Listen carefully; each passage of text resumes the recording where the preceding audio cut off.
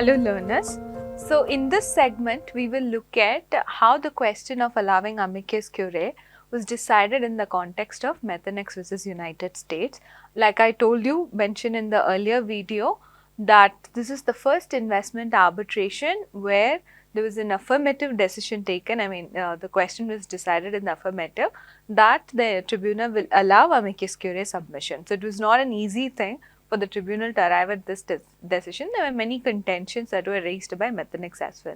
So especially Methanex started questioning the fact that if the tribunal allows amicus curiae submission, that means they are added even as a disputing party. Methanex raised a contention that where if the tribunal accepts amicus curiae submission, that then these organizations are added to the dispute as disputing parties itself, and Methanex stated that even under Article 27 of UNCITRAL arbitration rules, they cannot be considered as expert evidence as well.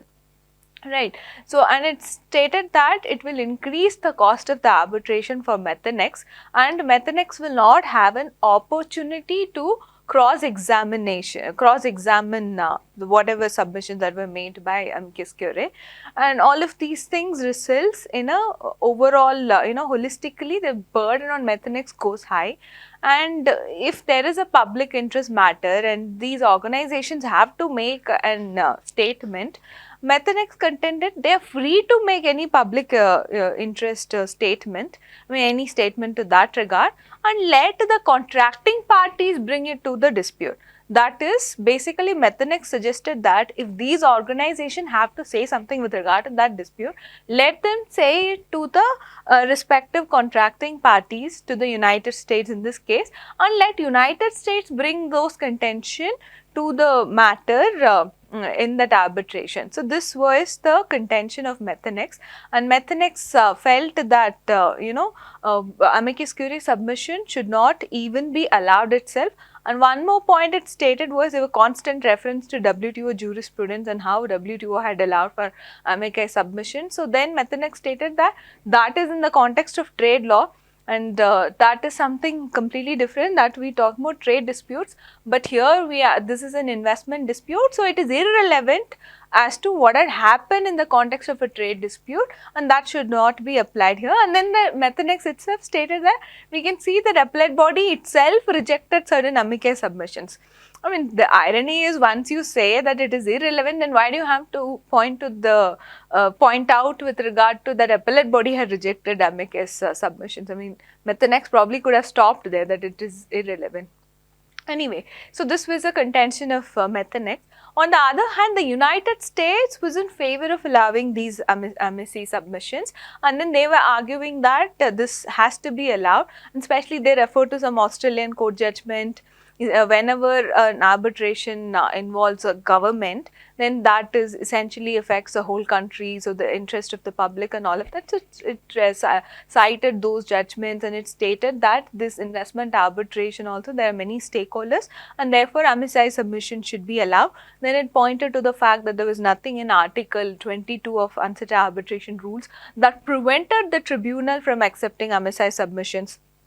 So mostly it spoke about US contended on the nature of investment arbitration and how it has a broader implication on public at large, and therefore allowing amicus submission is something that can be done.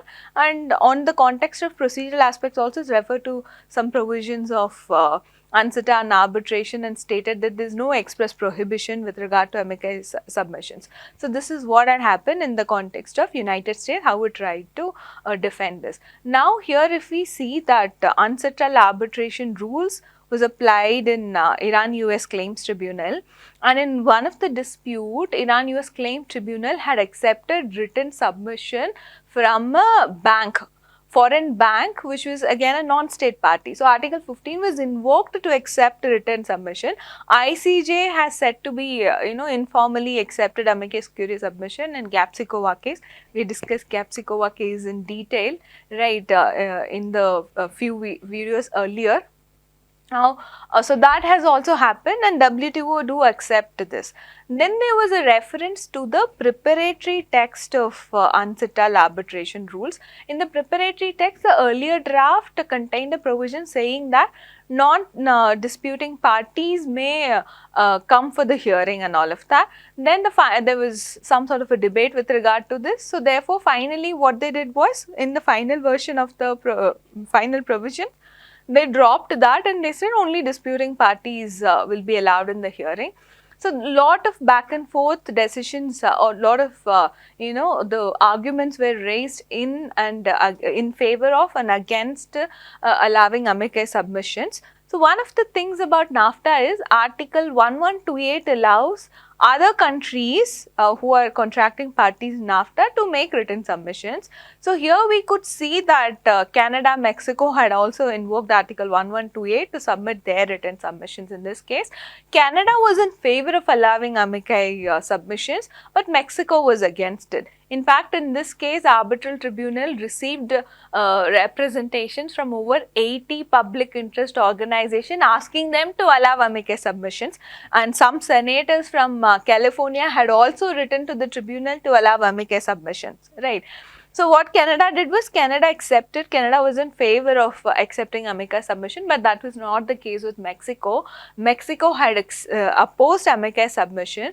So, what Mexico had stated was, Mexico stated that, if you think that accepting amicus submissions may actually strengthen the perspective of the tribunal and it will get scientific evidence and it can better decide the dispute, then that may not be true, because Mexico stated that even amicus curiae submissions are coming from one perspective and it is not an independent opinion. Let's say if it's an environmental organization, then they have one objective, that is to protect the environment, and they're going to give higher weightage only to that concern. I mean, they're not going to do a balancing exercise. So, Mexico's contention was, even these amicus submissions is not necessarily an independent opinion, but rather it may be done to advance one particular interest, whichever interest that organization is working for.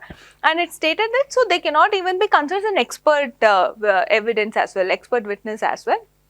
And that was one point Mexico stated, and it stated that its domestic courts cannot accept amicus submission. So, something that is not allowed for Mexico in the context of its domestic courts, how can it agree to it in the context of NAFTA? So, that was one thing, and Mexico stated that if amicus submissions are accepted in Methanex case, then what may happen is it may become a precedent for future NAFTA cases, including those cases that are filed against Mexico as well. So, that way what Mexico stated was, it was completely not in favor of accepting amicus submissions while hearing an investment dispute by the arbitral tribunal. So, this is what Mexico did, and this is what Canada did. So, essentially the tribunal had to look at the extent of the scope that it has under Article 15 and take a call on whether it will allow MSI submission or not, and then tribunal stated that it will allow MSI submission by exercising its discretion in Article 15.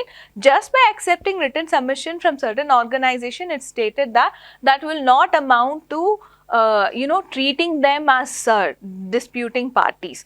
So, the tribunal stated that it does not mean that they are going to confer power on these organizations, something that is not even there for Canada and Mexico. So, it stated that no legal rights are conferred, it's just that it will accept written submissions. And then one of the point that Methanex had stated was, with regard to cross-examination and all of that, so essentially there is no scope for cross-examination. If it becomes too burdensome for the disputing party, the tribunal stated that if any risk arises, the tribunal will mitigate it. So, that is to that extent the tribunal stated that it will mitigate it. And with regard to whether these amicus curiae submissions, the parties who are making amicus curiae submissions, will they be allowed in the hearing, then Methanex opposed it. US wanted that even these organizations should be admitted. So, here in Methanex case, it received two submissions, one from IIST based in Canada, the other one is from a joint submission from different organizations. So it was just two submissions had happened. So then the tribunal stated that okay, they may not be allowed in camera proceeding because unsettled arbitration rule clearly says that the proceeding will happen in camera unless the disputing party agrees, and clearly there is no agreement between the disputing parties here. So what Methanex tribunal did was, Methanex tribunal conducted the hearing in one place, and in another room in the World Bank itself a closed circuit live streaming of the proceedings happened, where the counsel of these amici curiae were present, and then they monitored it. So the tribunal believed that a meaningful participation can happen if they are allowed to watch it instead of just reading the transcript. So that is what happened here. So in the same building, very close to where the actual hearing was happening, they were watching it on the television, and there was also meet and greet with the council of amicus curiae organizations. So that had also happened. So eventually the tribunal allowed, it exercised its discretion in Article 15 of unsettled arbitration rules, and it allowed for accepting amicus curiae submissions. So this is with regard to Methanex case. Post Methanex case, there was a very interesting development, and that we'll see in the next video, where we can see FTC, Free Trade Commission, that's responsible for administering NAFTA, had come out with a statement with regard to amicus curiae submission, and Mexico is one of the party. Now you saw in this video what is Mexico's contention with regard to amicus curiae submission. Then we'll see the FTC's interpretation. FTC's statement is something that's binding on all NAFTA parties, right, including US, Mexico and Canada. So that will be very interesting for us to see what Free Trade Commission has to say about amicus curiae submissions. We'll see that in the next video. Thank you.